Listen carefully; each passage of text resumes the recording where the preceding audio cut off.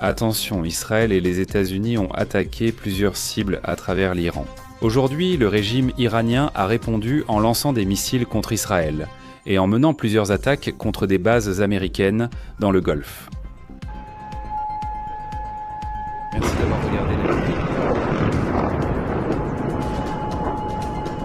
Il y a encore des rapports très sensibles concernant les personnes qui auraient été touchées au sein de la haute direction du régime iranien. Salutations, je suis Arié et je partage avec vous tous les détails de la situation actuelle qui se déroule ici au Moyen-Orient, depuis Israël. Aujourd'hui, samedi 28 février 2026, voici la première mise à jour urgente. Après le début de l'attaque conjointe contre l'Iran, on peut dire que la guerre des alliés contre l'Iran a effectivement commencé vers 8 heures du matin, heure locale. Ici en Israël, les forces de défense israéliennes et l'armée des États-Unis ont lancé une opération large et coordonnée contre le régime iranien et tous leurs intérêts ou leurs proxys dans la région. En Israël, cette opération a été appelée Shagatari, ce qui peut littéralement se traduire par le rugissement du lion. Selon le communiqué officiel de Tsahal, l'opération a été présentée comme une opération offensive conjointe, large et puissante, avec pour objectif déclaré de frapper en profondeur le régime qu'Israël définit comme le régime de la terreur, et d'éliminer les menaces qu'Israël considère comme existentielles, non seulement pour Israël, mais aussi pour la stabilité régionale. La première vague, selon le même communiqué de Tsahal, a inclus des attaques contre des dizaines d'objectifs militaires. Dans le cadre d'une campagne beaucoup plus large, coordonnée et partagée entre les deux armées, viendrait ensuite la deuxième vague. Au total, et ensemble, des centaines d'objectifs ont été atteints.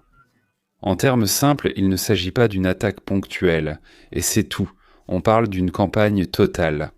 Ce qui a été rapporté jusqu'à présent, c'est que la force israélienne a lancé l'attaque avec ses avions de dernière génération, en se concentrant sur l'élimination des batteries anti-aériennes iraniennes déployées à travers tout l'Iran.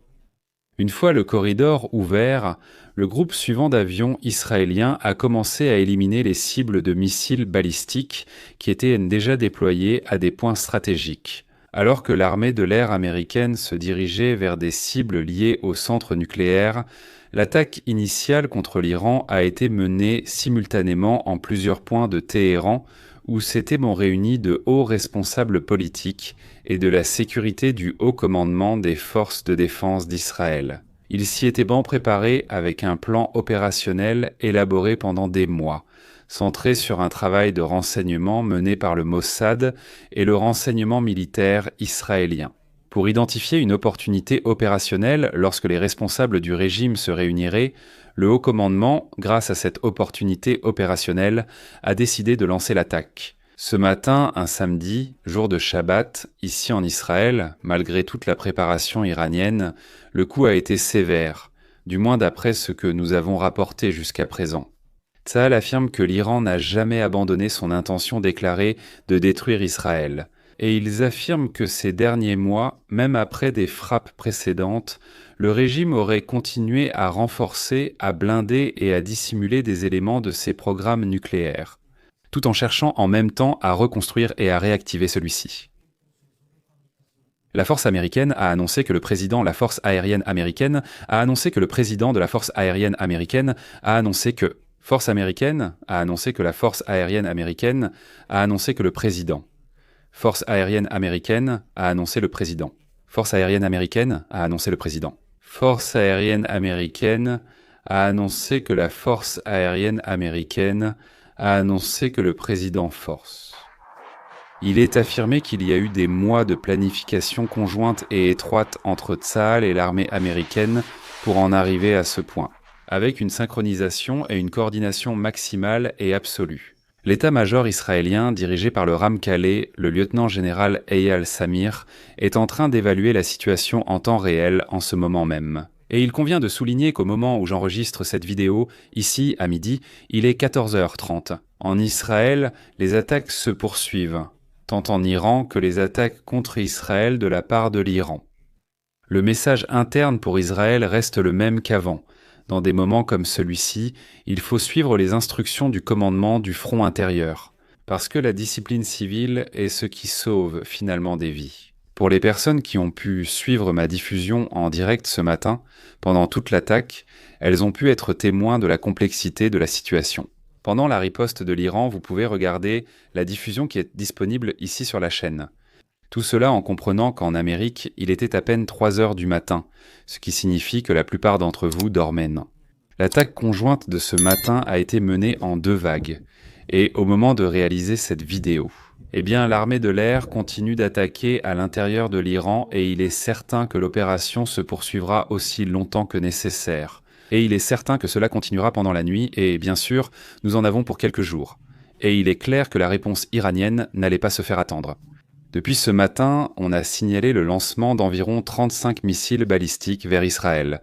Jusqu'à présent, depuis le nord du pays. On a signalé un impact causé par des fragments, c'est-à-dire par des morceaux de missiles qui ont été détectés, qui ont été abattus, mais qui ont atteint un immeuble élevé. Mais pas, à proprement parler, d'impact direct. Le missile qui est tombé, qui a été abattu mais qui est quand même tombé, est tombé sur un immeuble très élevé, celui de 20 étages, pénétrant même jusqu'au 17e étage, sans blessés signalés lors de cet événement précis. Les informations dont on dispose indiquent que tous les missiles lancés depuis l'Iran ont pu être interceptés. Mais le problème est que beaucoup d'entre eux sont parfois interceptés juste au-dessus de zones densément peuplées, au-dessus de populations israéliennes. En tombant, les missiles détruits causent évidemment des dégâts considérables. Nous parlons de roquettes qui peuvent peser des centaines de kilos et qui tombent simplement en chute libre. Je le répète parce que c'est très important. Même lorsque l'interception fonctionne, les fragments tombent aussi, et dans les zones urbaines, cela peut être dévastateur. En même temps, l'Iran, par l'intermédiaire des gardiens de la Révolution, a annoncé le début de sa propre riposte sous le nom de promesse honnête. 4. Selon ce communiqué iranien, cette opération serait une réponse à ce qu'ils appellent l'agression américano-sioniste contre le territoire iranien, selon la version iranienne américaine. Le quartier général ou le centre de service lié à la 5e flotte des États-Unis à Bahran a été attaqué avec des missiles et des drones. Voici le communiqué de l'Iran. Mais les images nous permettent évidemment de comprendre que c'était réel, que c'est bien le cas. Les images que nous voyons à l'écran correspondent au moment de l'impact direct à Bahreïn. Et avant de commencer, je voudrais vous raconter l'histoire de cette fiole, qui m'a vraiment étonné et je pense que vous devriez la connaître aussi. Cette fiole renferme une histoire incroyable, qui était inconnue jusqu'à présent. À l'intérieur se trouve de la terre du mont du Temple à Jérusalem, sauvée par des archéologues après que des milliers d'années d'histoire aient été réduites en ruines. C'est notre chance d'empêcher l'histoire de disparaître. Démarrez l'année avec un lien personnel avec Jérusalem. Cliquez sur le lien dans la bio ou scannez le code pour profiter d'une offre spéciale. De plus, l'Iran affirme avoir attaqué des bases américaines au Qatar et aux Émirats arabes unis.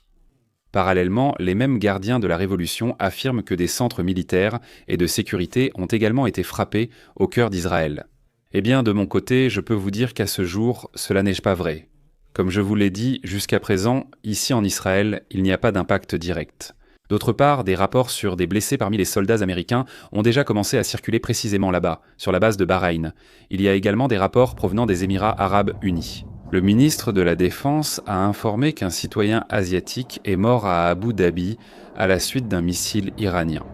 Et le Qatar, de son côté, par l'intermédiaire de son ministre des Affaires étrangères, a fermement condamné le lancement de missiles balistiques iraniens vers le territoire qatari, qualifiant cela de violation flagrante de sa souveraineté, de préjudice direct à sa sécurité et à son intégrité territoriale, et d'escalade inacceptable. Le Qatar ajoute un point non négligeable. Il se réserve pleinement le droit de répondre d'une manière cohérente avec la nature de l'attaque. En Irak, un haut responsable cité par le journal qatari Al-Arabi Haddad a déclaré qu'il y a une activité politique et gouvernementale intense pour empêcher les milices irakiennes de s'engager pleinement dans la ligne de confrontation. C'est-à-dire qu'ils veulent éviter que l'Irak ne s'implique dans toute cette affaire, je parle bien de l'Irak, et tout cela dans le but de maintenir l'Irak en dehors de la guerre. Cependant, le porte-parole du commandement des opérations de la brigade du Hezbollah là-bas en Irak a déclaré « J'ouvre les guillemets. Nous commencerons bientôt à attaquer des bases américaines en réponse à leurs attaques. Et en ce moment même, pouvons-nous confirmer que les États-Unis ont commencé à attaquer, après midi, des cibles iraniennes et leurs supplétifs, également en Irak. Et s'il manquait quelqu'un, un autre acteur est toujours là depuis le Yémen. Les Houthis, soutenus par l'Iran, ont déjà déclaré qu'ils reprendront les attaques contre la navigation dans le corridor de la mer Rouge. Et cela est crucial pour le commerce, pour le pétrole, évidemment pour tout le flux maritime et pour l'économie mondiale en général. La mer Rouge est l'une des grandes autoroutes du monde, par laquelle transite près de 25% de tout le pétrole. Bien, revenons maintenant à l'Iran car c'est là que se trouvent les rapports les plus sensibles, les plus pertinents. Des sources israéliennes, citées par des médias locaux, affirment que le président iranien a été attaqué. Et écoutez bien, le guide suprême. Parmi les cibles de la haute direction du régime figurent également l'ancien président Mahmoud Ahmadinejad et le chef d'état-major. Amir Hatami, le fils de l'ayatollah Mojtaba Khamenei, le chef du pouvoir judiciaire, Golan Hussein Mosseini, ainsi que des hauts commandants des gardiens de la Révolution, dont Seyed Mohamed Hussein et Ahmad Degani. Il faut le dire avec beaucoup de précision et avec beaucoup de prudence, beaucoup de soin. Qu'ils aient été des cibles ne signifie pas qu'il y ait, du moins jusqu'à présent, une confirmation de l'élimination des deux têtes visibles du régime iranien. Du moins, au moment où je fais cette vidéo, il n'y a pas de confirmation. En un jour comme aujourd'hui, il va circuler des rumeurs très fortes et beaucoup mettront des heures, voire des jours, à pouvoir être vérifiées. J'en profite aussi pour vous dire de faire très attention aux réseaux sociaux, vérifier l'information avant de la partager. Parce qu'il y a déjà plein d'images de l'année dernière, de la guerre de l'année dernière, voire même de 2024, où l'on voit des frappes directes contre des villes israéliennes, comme si elles étaient trains d'aujourd'hui, et je vous confirme qu'à ce jour, il n'y a pas eu de frappe directe ici en Israël, du moins à Tel Aviv ou dans les grandes villes. Cela dit, Israël, pour l'instant, avait confirmé, selon des rapports, que le commandant du corps des gardiens de la révolution islamique, le général Mohamed Pakpour, aurait été éliminé. Pakpour avait été nommé à ce poste après l'élimination de l'ancien commandant, Hussein Salami, très célèbre lors d'une opération précédente connue sous le nom de Concalif. Des rapports préliminaires circulent également selon lesquels le ministre de la Défense iranien, Aziz Nassiradeh, aurait également été éliminé lors de cette même opération. Il a été nommé en 2024. Il avait auparavant servi comme chef adjoint de l'état-major des forces armées iraniennes, et la décennie précédente, il avait été commandant de l'armée de l'air iranienne. Il était mentionné que sa nomination a été une décision directe de la plus haute direction du pays. On dit qu'il était pilote de chasse, mais il n'a jamais participé à un véritable affrontement aérien. Et il y a quelques jours, ce même mois, Nassiradeh avait averti que toute tentative d'attaque contre l'Iran serait suivie d'une réponse directe. Il a déclaré que la réponse à tout acte hostile serait inévitable et, selon ses propres mots, écrasante. Un autre nom qui apparaît dans les rapports comme possible victime est Ali Shamkhani, décrit comme une figure historique très proche du sommet du régime, et liée à la coordination stratégique, y compris avec des responsabilités sur le programme nucléaire. Et il y a un autre objectif. Selon des rapports, le chef d'état-major iranien Amir Hatami aurait également été éliminé. Cette même semaine, Amir Hatami avait menacé en disant que des millions de soldats en Iran étaient prêts à sacrifier leur vie dans une guerre contre les États-Unis et Israël. Et des voix s'élèvent également en Iran pour demander que l'offensive continue de viser le plus haut niveau de la direction du régime iranien.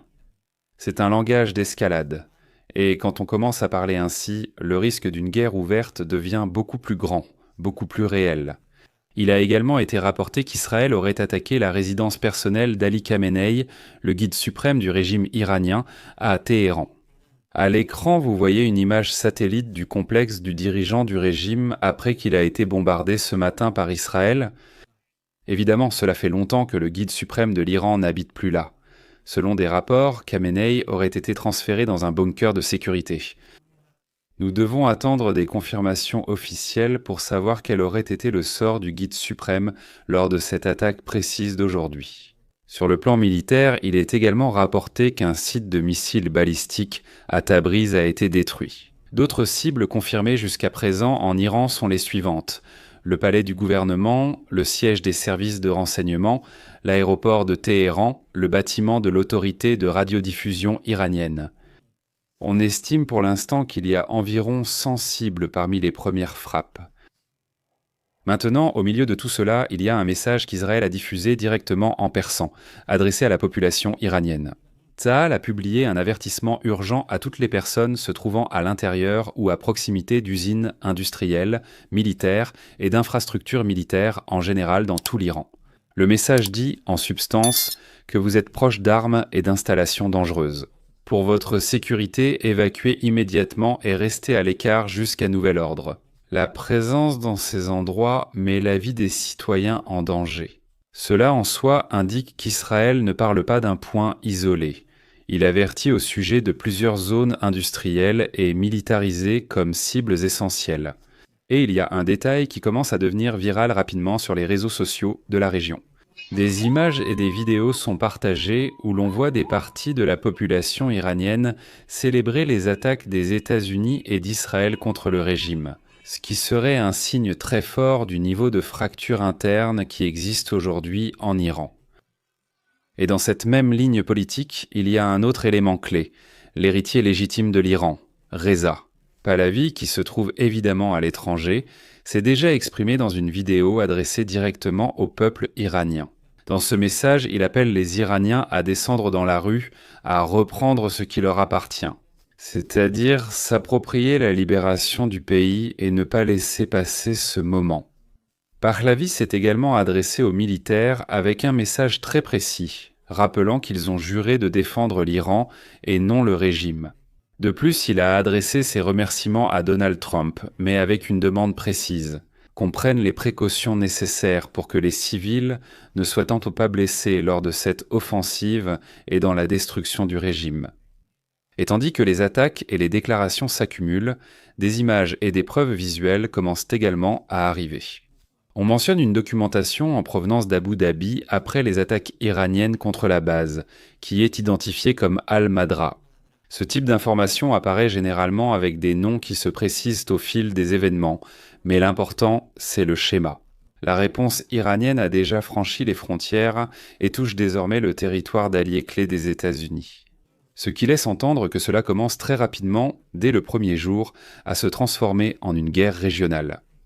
À cette heure-ci, selon l'évaluation de la situation de la Tsahal, on parle de renforts et de combattants sur tous les fronts.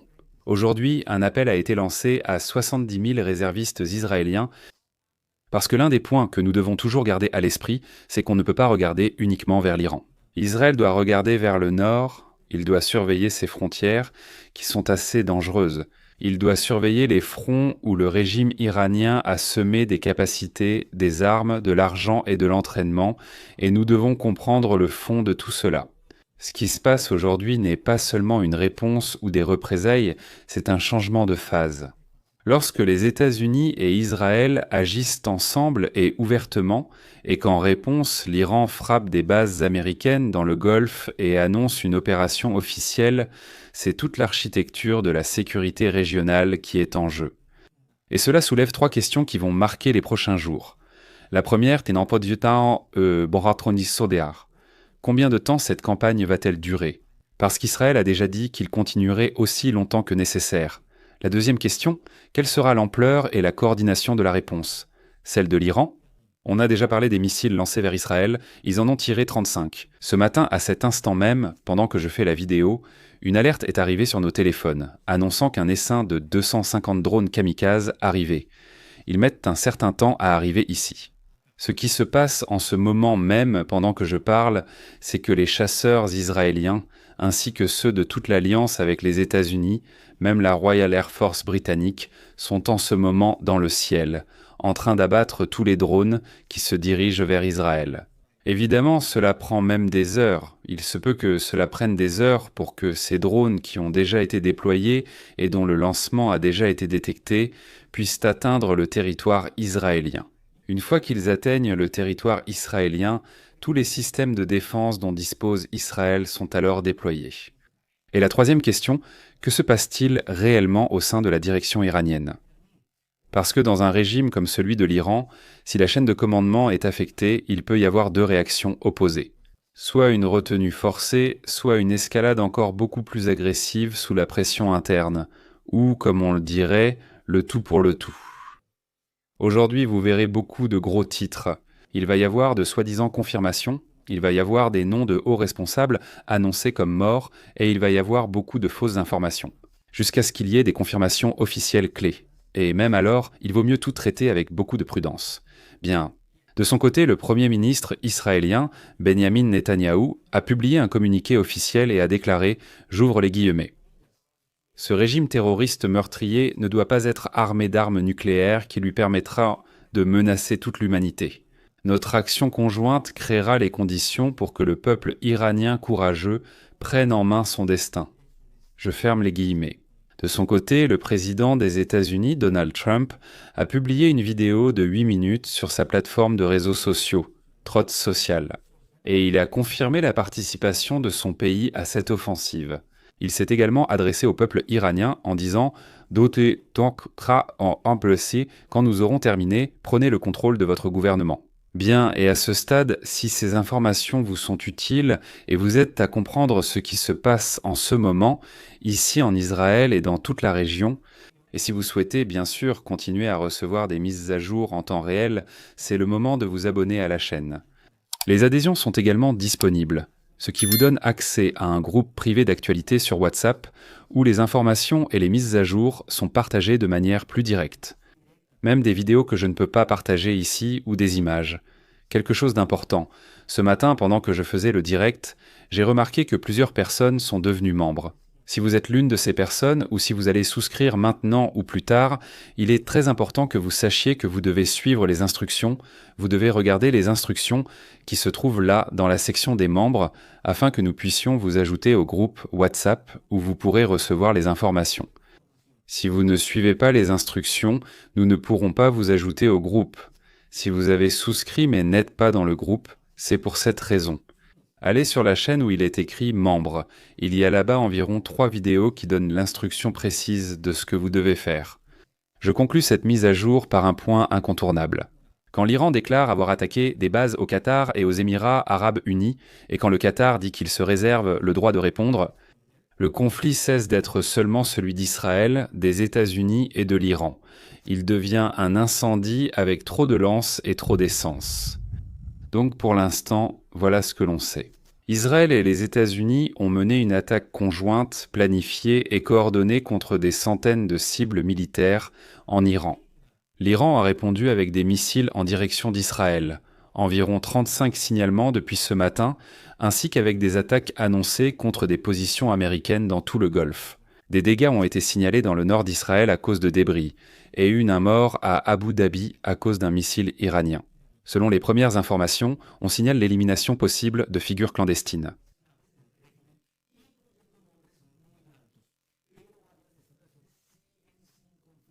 La campagne selon Israël se poursuit et il est clair que cela ne fait que commencer. À partir de là, la question est simple. L'Iran va-t-il jouer l'escalade par le volume ou par la qualité? C'est-à-dire plus de missiles, plus de fronts ou des frappes plus précises, plus risquées et avec une puissance de feu plus élevée. Parce que nous savons que l'Iran possède des missiles très puissants qui peuvent même atteindre l'Europe. Bien, je vais continuer à vous tenir informés ici, dès qu'il y aura plus d'informations confirmées et claires. Restez très attentifs à la chaîne, abonnez-vous, activez la cloche, car je ferai aussi des directs. Je serai en direct pour vous fournir les informations selon ce qui pourra se passer à ce moment-là. Alors ne partez pas sans laisser votre like, partagez cette vidéo et restez très attentifs aux mises à jour. À bientôt, merci.